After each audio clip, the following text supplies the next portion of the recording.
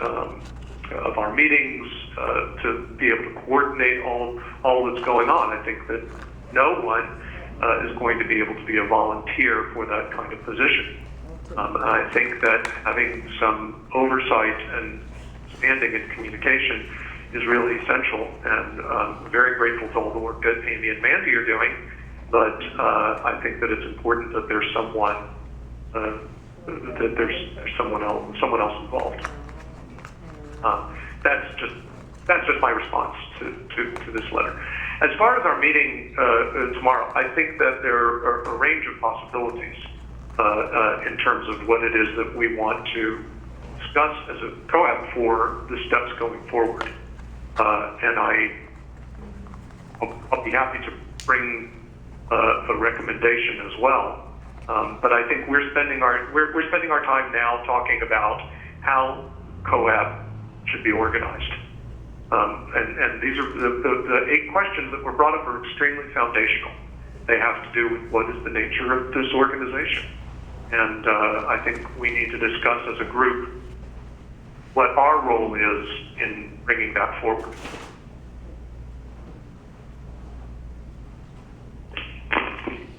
Thank you, Rabbi. And I hear you on that. I just want a friendly reminder that in order for us to move forward, we need to be focused on our priorities and making some of those changes with the settlement agreement. And then I think we can figure out what the system should look like, how it should be run, what our roles look like, and so on and so forth. But I think that's a good follow-up question after we do some of that, the changes to the settlement agreement.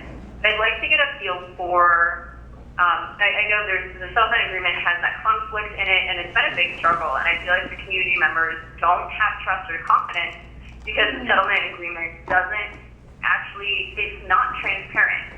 And I believe that's what the community members truly want from us. So I'd like to open it up to the community members. Who is talking? Amy. I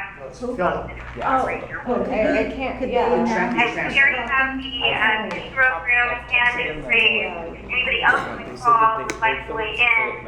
Press *2. That will let us know that you'd like to make a comment. And I will unmute you at the appropriate time, starting with the Petty Grove room.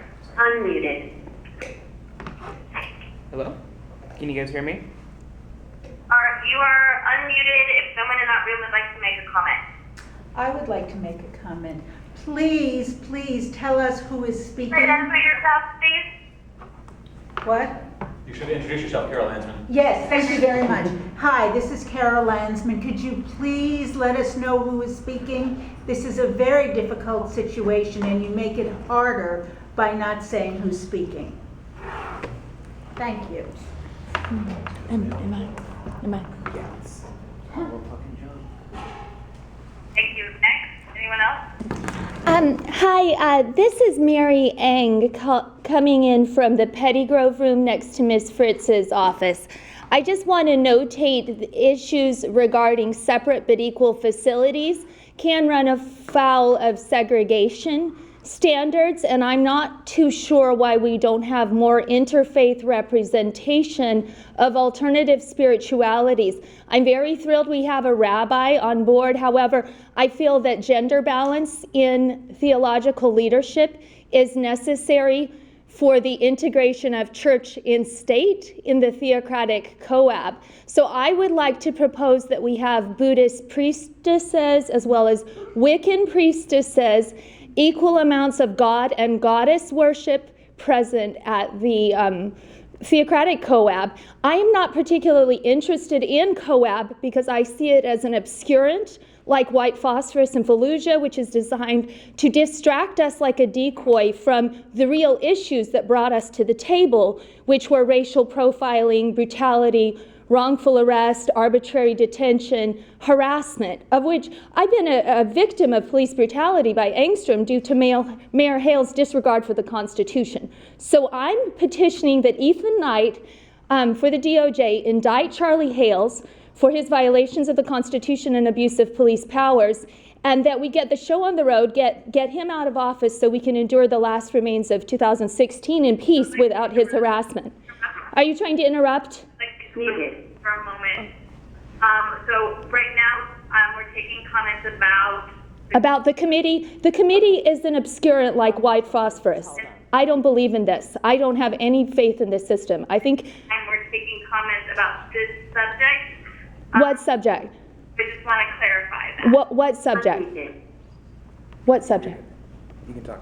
Oh, okay. Well, thank you for clarifying whatever you think you clarified. I'd also like to comment on the technology of this meeting.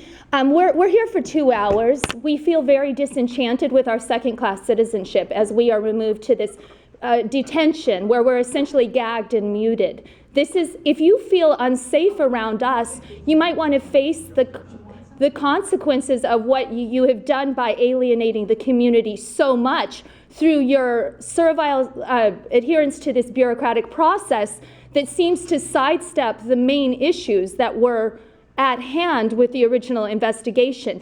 Bureaucracy for the sake of bureaucracy is a waste of everybody's time, and I understand we all want to build our resumes and move up in the world, but I think we need to get very real about what the issues are and not rely on pomp and circumstance and status and hide behind avatars and cyberbullying and Facebook and all of that. We were here because of police brutality and wrongful death.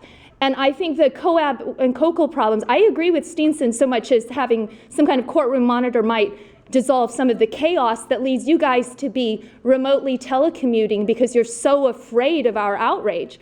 But beyond that, I think the original document with the settlement agreement was fictitious, crafted by Amanda Marshall to hide the reality on the ground of the human experience of racial profiling. So it's sort of like having a flawed constitution. If you start with a flawed document, you're going to have a flawed process.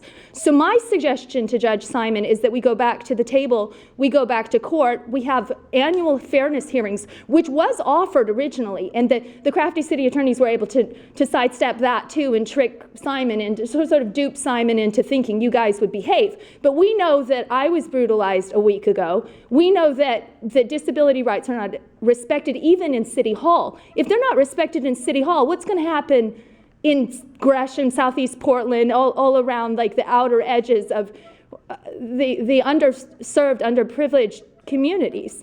I'm gonna give it up, but you know I can talk forever. But I think this is very, very, very insulting, and we do feel insulted by your telephonic absence and neglect of the process.